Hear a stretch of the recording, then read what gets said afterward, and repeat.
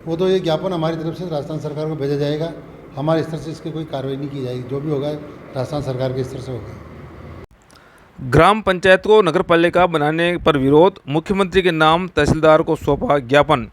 पूर्ववर्ती कांग्रेस सरकार द्वारा ग्राम पंचायत रायपुर को नगरपालिका बनाने के विरोध में आज सैकड़ों ग्रामीणों व नरेगा श्रमिकों ने मुख्यमंत्री के नाम तहसीलदार रायपुर को ज्ञापन सौंपकर नगरपालिका को पुनः ग्राम पंचायत बनाने की मांग की है।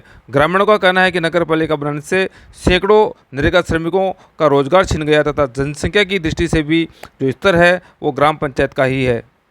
पूर्व राजस्थान जो सरकार कांग्रेस की सरकार थी, जो जनसंख्या नहीं होते हुए भी रायपुर ग्राम पंचायत को नगरपालिका घोषित कर दिया, जो ये गलत किया है। और हमारे इसमें जो बहुत ज्यादा नुकसान हो रहा है। लाइट की फाइल के भी 6,000 रुपए लग रहे हैं, जबकि पहले 50 रुपए में होता था। और अभी नल की फाइल में पहले 400 रुपए में होता था, अब 3,000-4,000 रुपए लग रहे हैं, जो जनता के ऊपर बहुत लोड भार पड़ रहा है। इसलिए हमारा यही निवेदन है कि इस सरकार से कि इस नगरपालिका को निरस्त किया जाए और ग्राम पंचायत वापस लागू किया जाए। आचार संहिता से पहले जो नगरपालिका बनाई और वो डी श्रेणी में बनाई, उससे कोई ग्रामवासी को फायदा नहीं है। और जो पूरा ग्राम प्रभावित हो रहा है, पूरी पंचायत जो प्रभावित हो रही है कामों से, कोई टैक्स लगना है, मनरेगा में रोजगार नहीं मिलना है, ऐसे कई मुद्दे हैं। तो सब ग्रामवासी संयुक्त अगर ज्ञापन दे रहे हैं, कोई राजनीतिक पार्टी का ज्ञापन नहीं है। इनकी एक ही मांग है भाई, इस नगरपालिका को कैंसिल किया जाए, वापस ग्राम पंचायत बनी जाए। ये नगरपालिका से ग्राम का विकास नहीं होगा। देखिए, एक जगह पंचायत अपनी जगह है, उनमें जो डेवलपमेंट होता है, जो पंचायती राज में आप भी समझ रहे हो।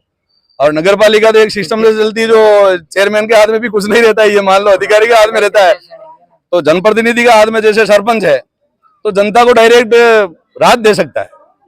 उसमें ईओ भी बैठता है, स्टाफ भी बैठता है। वो नियम में नहीं आता तो नहीं आता। जैसे 60 साल की मजदूरी, 60 साल के व्यक्ति को मजदूरी दे रहे थे, ग्राम पंचायती राज में मिल रहा है, और नगरपालिका आते ही 60 साल की मजदूरी बंद हो गई। तो वो आज 60 साल से ऊपर है, वो कहाँ जाएगा? अगर परिवार में कोई बेटा नहीं है, बेटी नहीं है, उसको भी तो रोजगार चाहिए। इसलिए कई नुकसान भी है, कोई फायदा भी है। लेकिन सब ग्रामवासी ये चाह रहे हैं भाई, नगरपालिका हमारे को नहीं चाहिए, निरस्त होनी चाहिए।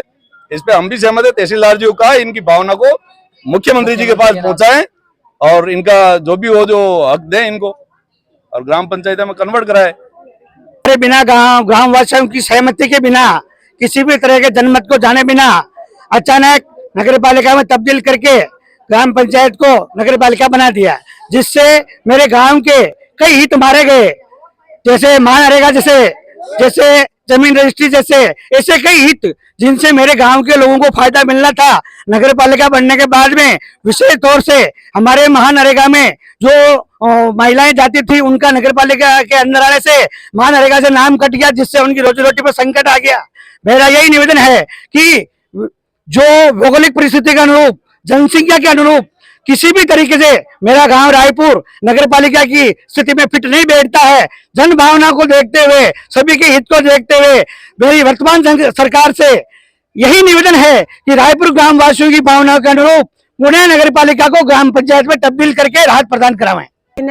सब नहीं घरे बेटा दीदा, किसकी बेटा है न बेटा है तो कुछ भी इसको रोजगार देगा। वे धन्य, वे अपनी पब्लिक दुखी है कि मेरे नगरपालिका चाहिए, मेरे पंचायती चाहिए, नगरपालिका तो हटानी चाहिए, मेरे देखबो ने चाहिए।